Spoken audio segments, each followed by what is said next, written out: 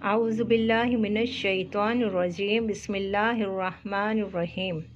جو بے دیکھی چیزوں پر ایمان لاتے ہیں اور نماز قائم کرتے ہیں اور جو کچھ ہم نے انہیں دیا ہے اس میں سے اللہ کی خوشنودی کے کاموں میں خرچ کرتے ہیں۔ اے لوگو، اپنے اس پروردگار کی عبادت کرو جس نے تمہیں اور ان لوگوں کو پیدا کیا جو تم سے پہلے گزرے ہیں تاکہ تم متقی بن جاؤ۔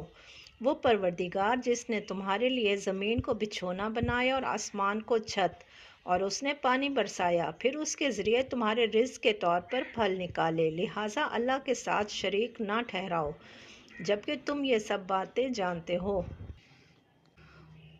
اور اس وقت کا تذکرہ سنو جب ہم نے فرشتوں سے کہا تھا کہ آدم کو سجدہ کرو، چنانچہ سب نے سجدہ کیا سوائے ابلیس کے، اس نے انکار کیا اور متکبرانہ رویہ اختیار کیا اور کافروں میں شامل ہو گیا۔ اور ہم نے کہا آدم، تم اور تمہاری بیوی جنت میں رہو اور اس میں سے جہاں سے چاہو جی بھر کے کھاؤ، مگر اس درخت کے پاس بھی مت جانا ورنہ تم ظالموں میں شمار ہوگے۔ پھر ہوا یہ کہ شیطان نے ان دونوں کو وہاں سے ڈگمگایا اور جس عیش میں وہ تھے اس سے انہیں نکال کر رہا، اور ہم نے آدم، ان کی بیوی اور ابلیس سے کہا تم سب اب یہاں سے اتر جاؤ، تم ایک دوسرے کے دشمن ہوگے